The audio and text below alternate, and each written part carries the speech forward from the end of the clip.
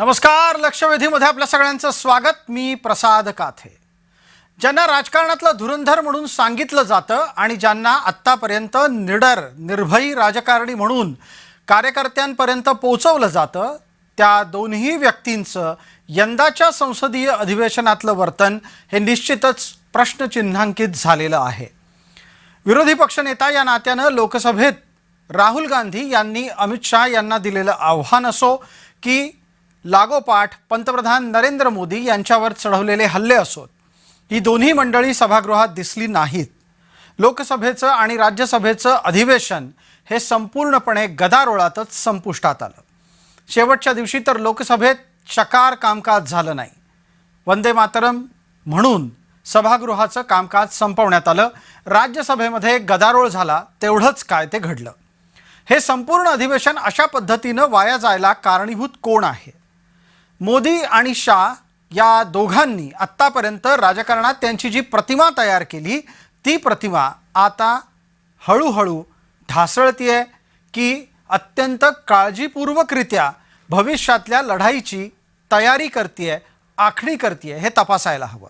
कारण सध्याच्या काळात 2026 सुरू असताना भारताच्या लोकसभेच्या निवडणुकांसाठी 3 वर्ष हातात उरलेली असताना, म्हणजेच लोकसभेच्या कार्यकाळाच्या जवळपास निम्म्या टप्प्यावर आपण आलेलो आहोत. आणि या निम्म्या टप्प्यावर जर केंद्रातले सर्वोच्च शक्तिशाली असे दोन्ही नेते मऊ, मृदू आणि अत्यंत नमलेले दिसत असतील, तर भविष्यातली 2.5 वर्ष कशी जाणार, हाही मुद्दा सत्ताधाऱ्यांच्या समर्थकांसमोर आहे. पण त्याच्याच बरोबर ज्या पद्धतीची भाषा विरोधक वापरतात आणि ज्या पद्धतीच्या भाषेतून शरसंधान सुरू झालंय, त्यामुळे सार्वजनिक चर्चेचा स्तर पुढील 2.5 वर्षात आणखी घसरेल का, हाही मुद्दा आहे. अधिवेशन यंदाचं पावसाळी होतं म्हणून ते चर्चेविनाच वाहून गेलं असं आम्हाला म्हणावं लागतंय. त्याच्यासाठी जबाबदार कोण, या चर्चेकडे वळण्यापूर्वी राहुल गांधींची आजची ताजी 2 वक्तव्य पाहणार आहोत. एक अमित शहांच्या बद्दलचं आहे, दुसरं नरेंद्र मोदींच्या बद्दलचं. Where has he disappeared? भाग्या वो 20 दिन के लिए पार्लियामेंट हाउस में नहीं घुस पाया वो. पार्लियामेंट से कड़ी पार हुई. Why? Because for the first time they are feeling India's expression. उसे आपने दरबार कर दिया. और अब इनको बात समझ आ गई है कि अब ये देश अपने आप को एक्सप्रेस करने से नहीं रुकने देंगे. ये चल रहा है क्या? वो गले लगने लग गया. थोड़ी देर बाद हो जाता है कि भैया ये मेरा दोस्त है, गले लग लिए 3 बार, दोस्त होगा. वो पीछे पकड़ लिया उन्होंने. हाँ, वो 2 मिनट में देखो ये सोच रहे कि मेरे बड़े फ्रेंड हैं, है ना, ये सोचे मेरे बड़े फ्रेंड हैं, ये मैं अपने आप को इनका फ्रेंड नहीं मानता हूं, तो ये आ रहे गले मिलने, मैं आ रहा हूं गला पकड़ने. और मैं आपको बता रहा हूं, नरेंद्र मोदी को 2 मिनट में लपेट लिया. आपल्यासोबत या चर्चेत सहभागी होत आहेत भारतीय जनता पार्टीकडून पक्षाचे ज्येष्ठ नेता माजी आमदार मधू चव्हाण, तर काँग्रेसच्याकडून या चर्चेमध्ये प्रतिनिधित्व करतायत पक्षाचे सरचिटणीस धनंजय शिंदे. दोन्ही मान्यवरांना विनंती आहे की आपण पूर्ण वेळ कृपया टीव्ही स्क्रीनकडे पाहत राहावं. आपल्या कॅमेऱ्यात आपण दिसणार आहात आणि आमच्याही स्क्रीनवर आपण सातत्यानं दिसणार आहात. चर्चेची फेरी सुरू करतोय. मधू चव्हाण यांच्यासाठीचा पहिला प्रश्न आहे. मधू भाऊ, ज्या 2 व्यक्तींचा उल्लेख मी सुरुवातीच्या प्रस्तावनेमध्ये कणखर नेते, निडर नेते म्हणून केला, हे दोन्ही नेते सभागृहात न दिसणं, सभागृहात न येणं, हे त्यांच्या प्रतिमेला डागाळण्याचं एक प्रमुख कारण ठरणार नाही का? मधू चव्हाण. असं आहे की पहिल्यांदा आपल्या मार्फत माझे मित्र शिंदे जे काँग्रेसचे प्रतिनिधी, त्यांना विनंती करतो, मी काय बोलेन ते आपण ऐकून घ्या शांतपणे. तुम्हाला जे योग्य उत्तर वाटेल ते द्या. तुमचे म्हणणं मी शांतपणे ऐकेन जी. आणि माझी पुन्हा विनंती आहे की आपण चर्चेचा स्तर जरा वरचा ठेवूया. एकमेकांवर आरोप प्रत्यारोप ह्यामध्ये ही चर्चा होणार नाही. पहिली गोष्ट म्हणजे आपण जे म्हणत आहात की त्यांची प्रतिमा त्या ठिकाणी आता बदललेली आहे वगैरे वगैरे, 2 गोष्टी. राहुल गांधींचं वक्तव्य तुम्ही आता जे दाखवलं ते मी ऐकलं नाही, पण त्यांचं एक वक्तव्य मला आठवतंय. 1-2 दिवसापूर्वी सगळ्या टी व्हीवर आले, सगळीकडे आलेलं आहे.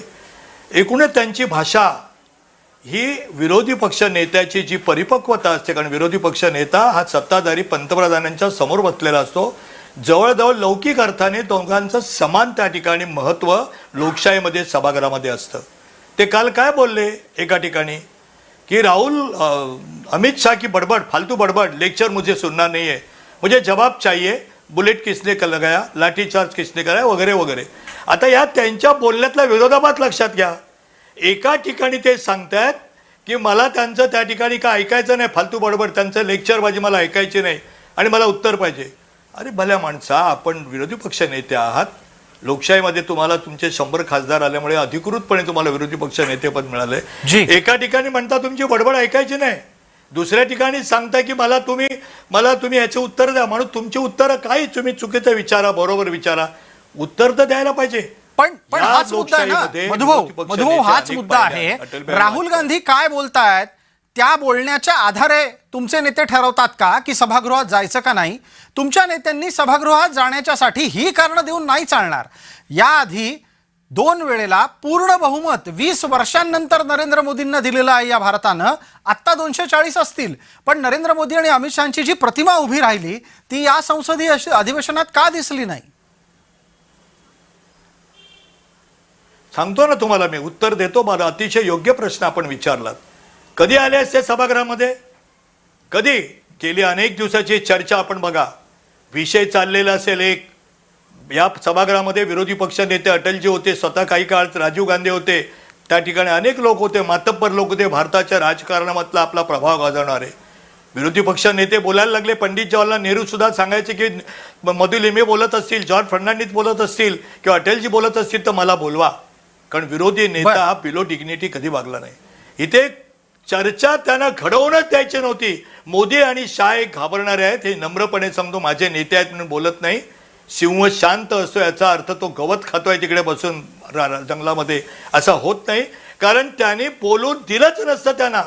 आणि ज्या सभागृहामध्ये त्यांचं पहिल्या महिन्यापासून वर्तन काय होतं, लाठीचार्ज का झाला ते बोलू दिलं नाही. ठीक आहे. कुठला देशहिताचा कायदा मंजूर करू देणार नाही, आम्ही बोलूच देणार नाही. सभागृह जिथे चालवायचे नियतच नाही त्यांची, त्या सभागृहामध्ये घाबरून कोणी बसलेलं असेल असं कृपया समजायचं कारण नाही. ठीक आहे, आपण घाबरून बसलेलो नाहीत असं सांगण्याचा प्रयत्न करता आहात. आणि दुसऱ्या बाजूला एक तुमचं महत्त्वाचं वक्तव्य चर्चेत घेतो, धनंजय शिंदे यांच्यापर्यंत जातो. शिंदे साहेब, ज्या पद्धतीनं आता भारतीय जनता पार्टी सांगू पाहतीये की सिंह शांत आहे, याचा अर्थ तो बसून गवत खात नाहीये, तो त्याच्या पुढच्या चालीची तयारी करतोय. मात्र हे सांगत असताना भारतीय जनता पार्टी असं सुद्धा अधोरेखित करते की राहुल गांधींची देहबोली आणि शब्दशैली दोन्हीही आक्षेपार्ह आहे. त्यांना संसदीय प्रथा परंपरा सन्मानाची काळजी नाही. मधुजी वरिष्ठ आहेत आणि त्यांचा मी सन्मान करतो. आणि याच्या अगोदर पण आमच्या चर्चा झाल्या त्या सन्मानपूर्वक झालेल्या आहेत. आणि ज्या पद्धतीने आम्ही म्हणतो की आपण एक प्रेमाचा मोहब्बत की राजनीती करायला पाहिजे, त्यामुळे वैयक्तिक काहीच नसतं. आणि मधूनबद्दलच नव्हे तर भारतीय जनता पक्षाच्या किंवा विरोधकांच्या बद्दल आमच्या मनामध्ये प्रेम आहे. त्यामुळे नथिंग इज पर्सनल. जे काय आपण बोलतो ते राजकीय असतं, आपले वैचारिक मतभेद असतात. तर मधुजींनी सिंहाची उपमा दिली. सिंह हा हिंस्त्र प्राणी आहे, बरोबर, आणि तो शिकार करतो म्हणजे मारून टाकतो त्याच्या भक्ष्याला. अमित शहा हिंस्त्र आहेत हे एक प्रकारे मधुजींनी आत्ता मान्य केलं.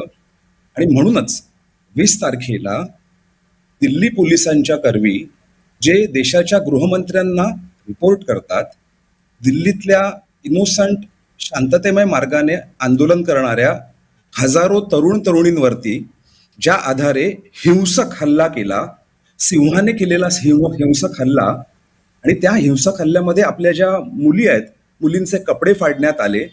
आणि भाड्याचे टट्टू असतात ते, जे पोलीस नव्हते, खाजगी लोकांना घेऊन आलं, त्यांच्या दांडक्यांना खेळ ठोकलेले, रक्तबंबाळ होईपर्यंत मारण्यात आलं त्यांना. नंतर त्यांच्यावरती पॅलेट गन्सच्या साह्याने हल्ला करण्यात आला. आणि बिहारमध्ये तर AK-46चा वापर करण्यात आला ह्या लेकरांवरती, ह्या देशातल्या तरुणांवरती.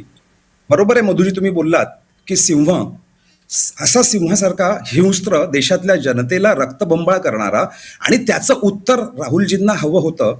म्हणून त्याच दिवसापासून आपण सांगतोय की याबाबत पोलिसांना आदेश कोणी दिले, हे अमित शहांनी दिले आहेत का?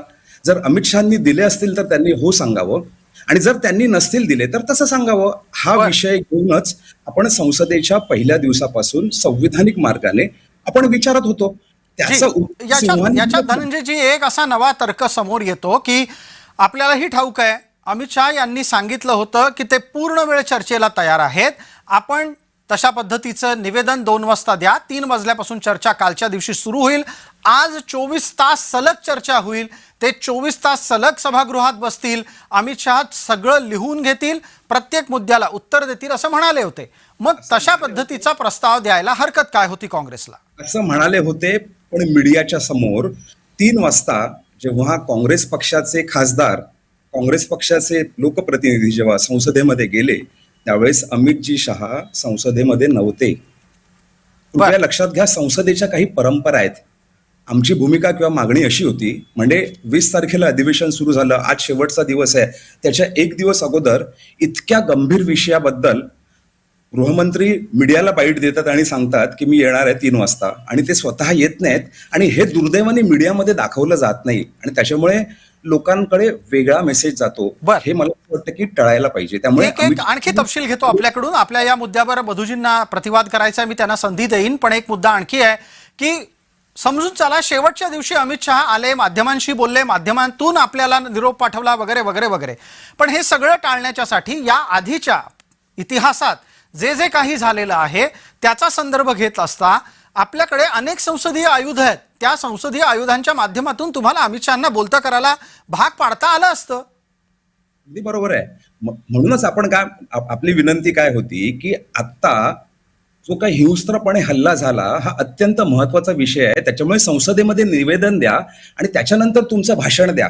आणि म्हणूनच आपण ही गोष्टीची विनंती करत होती. ती म्हणजे सरकारकडनं त्याच्याबद्दल काहीच करण्यात आलं. बरं, अमित शहा जर येत नसतील तर पंतप्रधान नरेंद्र मोदींनी यायला पाहिजे होतं. तुकोबा रायांची एक आहे ना, मी आता थोडा वाचत होतो तेव्हा एक म्हण, हे त्यांची स्टेटमेंट आहे की शूर मिरवे रणांगणी मरणीच संतोषे. म्हणजे खरा जो योद्धा असतो ना, खरा जो शूरवीर असतो ना, तो कितीही कठीण प्रसंग जरी असला तरी सुद्धा तो रणांगणात जातो, परिस्थिती फेस करतो आणि त्याच्यातनं मार्ग काढतो. दुर्दैवाने गेल्या 14-12 वर्षांमध्ये मोदी आणि शहांची जी प्रतिमा तयार झालेली ती गेल्या महिनाभरामध्ये उद्ध्वस्त झालेली आहे. याच्यावरचं उत्तर मधुजी देतील. मधुभाऊ, आपण हे सगळं ऐकता आहात. प्रतिमेच्या संदर्भातला मुद्दा थोड्या वेळापूर्वी येऊन गेला, पण आता एक नवा मुद्दा असा येतोय की अमित शहांना जर समजा संसदेच्या आत सभागृहामध्ये जाऊन विरोधकांच्या प्रश्नांना उत्तर द्यायची नसतील किंवा चर्चेमध्ये सहभागी होणं हे तिथे शक्य नसेल तर नरेंद्र मोदी का आले नाहीत, हा एक मुद्दा आहे. असं आहे की माझ्या मित्र शिंदे यांना काही माहिती नसेल की नाही मला माहिती नाही, की येण्यापूर्वी त्यांनी आपल्या दिल्लीच्या पक्षप्रमुखांकडून माहिती घेतली की नाही मला माहिती नाही, त्याबद्दल मी काय बोलत नाही. मुद्दा असा आहे की किरण रिजिजूजी हे त्यांना भेटायला गेले, विरोधी पक्ष नेत्यांना, की आमची चर्चा करण्याची तयारी आहे, सगळे तुम्ही येऊन त्या ठिकाणी पहिलं भाषण करा, आरोपाचं करा, उत्तरं मागा. त्यावेळेला त्यांनी सांगितले की मैं अभी कुछ नहीं बोलने वाला हूं आपको, मी माहिती घेऊन सांगतो आपल्याला दिल्लीतून, मैं अभी कुछ नहीं बोलने वाला हो, सभागृह में उनको आने दो, किस सब्जेक्ट के ऊपर बोलना वो मैं तय करूंगा. असं नसतं संसदीय कामकाज. ज्यावेळेला विधानसभा किंवा लोकसभेच्या कामकाजाची बैठक भरते त्यात विरोधी पक्ष नेता किंवा त्यांचा प्रतिनिधी असतो, ते ठरवतात की आज या अशासकीय प्रस्तावावर होईल, विरोधी पक्ष नेते म्हणतील किंवा विरोधी पक्षांचा प्रस्ताव होईल असं बोलतात. या व्यक्तीने पहिल्या दिवसापासून, आणि दुसरी गोष्ट शिंदे साहेब, लोकशाही आहे, आम्हाला जनतेने निवडून दिलेलं आहे, तुमच्या कृपेवर आम्ही आलो नाही की तुम्ही सत्तेवर होतात तर आमच्या कृपेवर नव्हतात, जनतेने दिले. उद्या आम्ही काही चुका केल्या तर तुम्ही याल. या लोकशाहीचे काही संकेत आहेत. तुम्ही एक तरी पुरावा त्या ठिकाणी दिलाय का की खेळे लावले होते? अनेक जवळजवळ माझ्या माहितीप्रमाणे, आणि आपण मीडियामध्ये आहात काथेजी, जवळजवळ 600 की 700 वेगवेगळ्या देशांचे कॅमेरे होते तिथे. एकाही कॅमेरेवाल्यांनी दाखवला नाही ती खेळ्याचा दंडुका. आणि ज्या त्या ठिकाणी विरोधी पक्ष एखाद्या वार्ताहराने दिल्लीमध्ये विचारलं की फायरिंग हुई नाही तो आप कैसे बोलते, त्यांना माननीय विरोधी पक्ष नेते म्हणाले की आप बीजेपी के हो क्या. म्हणजे त्यांना अडचणीत आणणारा प्रश्न मीडियाने विचारला तर ते बीजेपी की आहे का विचारतात. मधुभाऊ, सभागृहामध्ये मुद्दा चर्चा लक्षात आला, करायची पण असेल मोदी का तर आले काही नाहीत पथ्य या पाळावी प्रश्नाचं लागतात. उत्तर नाही मिळालं. मधुभाऊ, अमित शहांना नसेल यायचं सभागृहात, नरेंद्र मोदी तरी सभागृहात येणं अपेक्षित होतं की नाही? असं काय म्हणजे मी आता शिंदे साहेब गैरसमज करून घेऊ नका प्लीज. मी संसदीय याच्यात बोलतोय.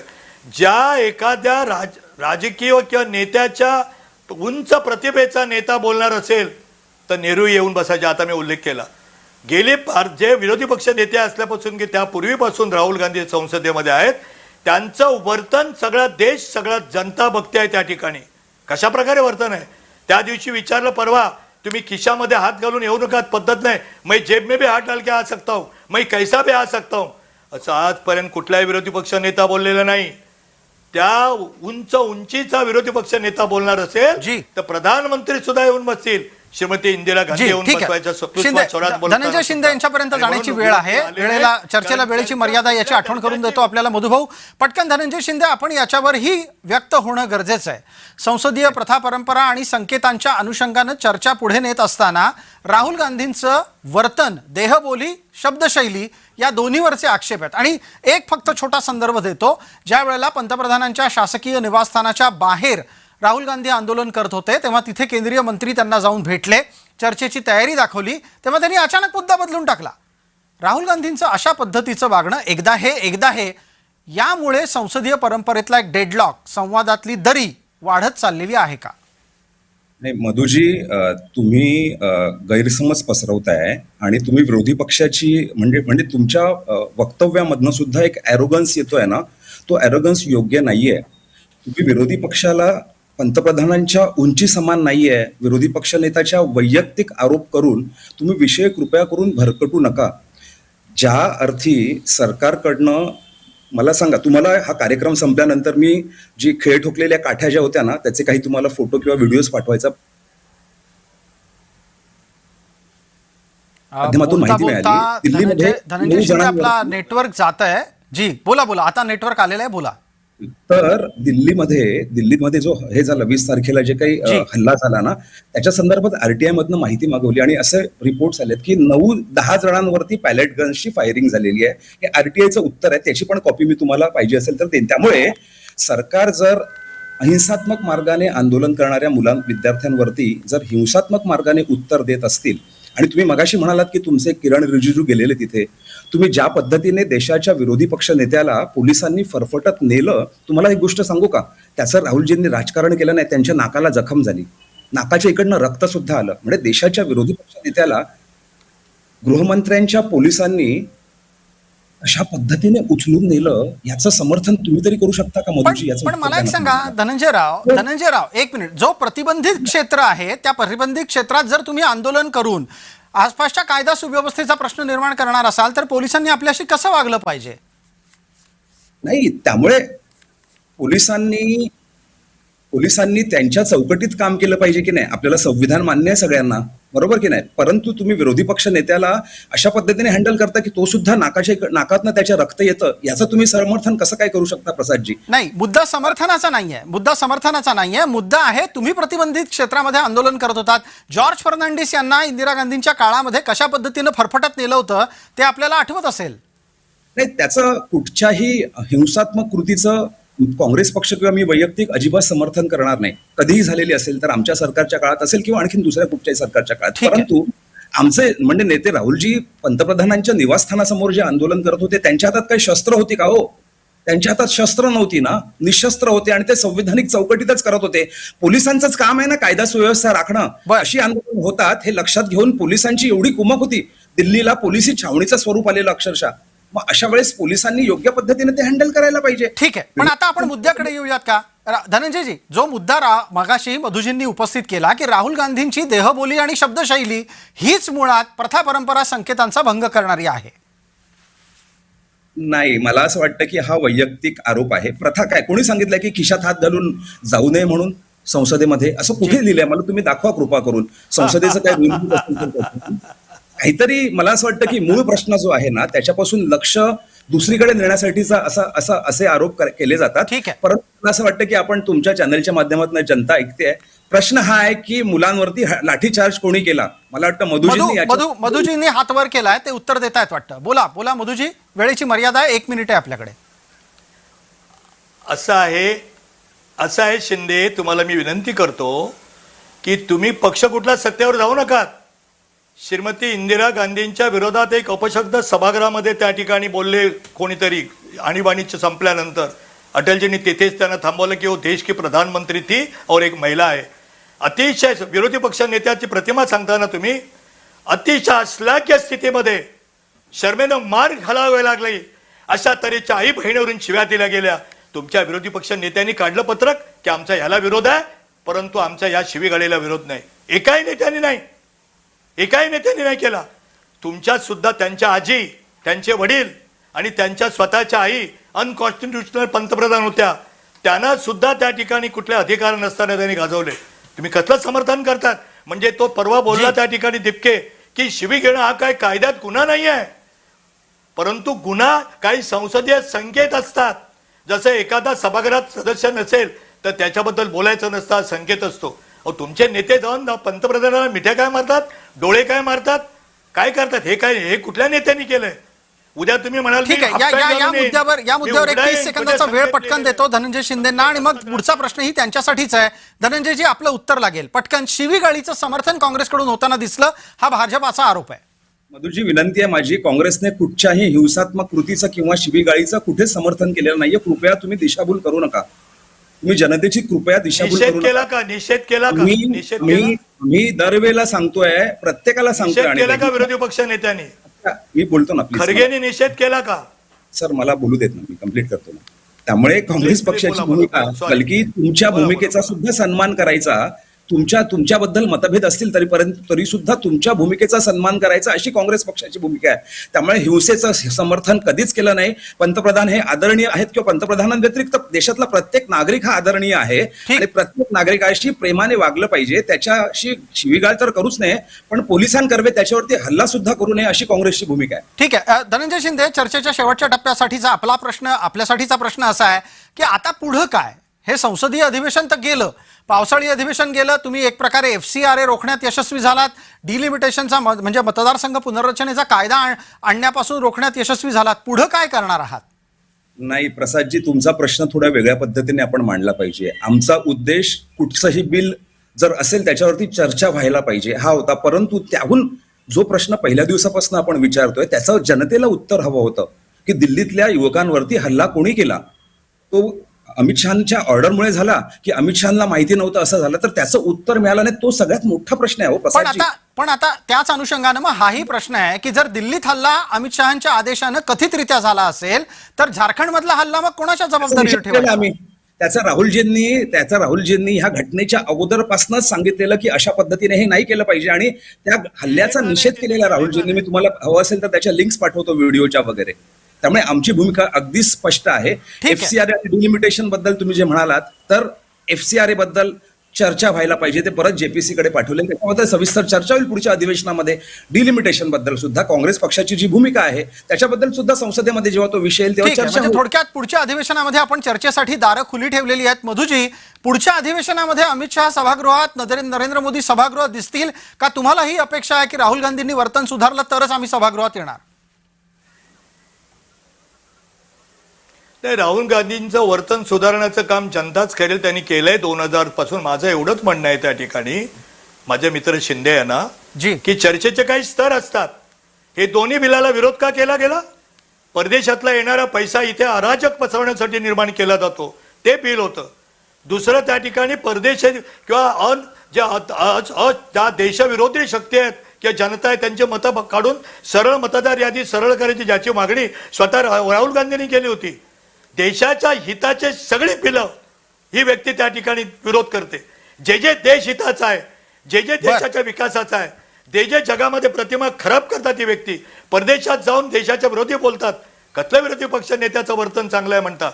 नाही पटकन मधुजी, मला चर्चेला समारोपाकडे न्यायचं आहे. तुम्ही काय करणार आहात? पुढच्या अधिवेशनात तुमचे दोन्ही नेते सभागृहात दिसणार आहेत का? 101% दिसणार. तुम्ही रणनीती बघाल. मागच्या निवडणुकीत सुद्धा त्याच्या अगोदर अभी मोदी गया, मोदी गया, मोदी खतम. परवा एका टीव्हीवर बोलताना म्हणाले अभी मोदी खतम. म्हणजे अहोजाव पण करत नाहीत जी पंतप्रधानांना. हे अमित शहा, हे अमित शहा. काही सभ्यता आहे का तुमच्या नेत्यामध्ये? ठीक आहे. आता तरी किमान मधु चव्हाण हे आश्वासन देत आहेत की पुढच्या अधिवेशनामध्ये नरेंद्र मोदी पंतप्रधान या नात्यानं आणि केंद्रीय गृहमंत्री या नात्यानं अमित शहा सभागृहात असतील. धनंजय शिंदे, आपण त्याही वेळेला चर्चेच्या निमित्तानं भेटू. तुर्तास आपण या चर्चेत सहभागी झाला त्याबद्दल दोघांचेही मनपूर्वक आभार. लक्षवेधीच्या या चर्चेत तुर्तास इतकंच. आपण पाहत रहा फक्त जय महाराष्ट्र.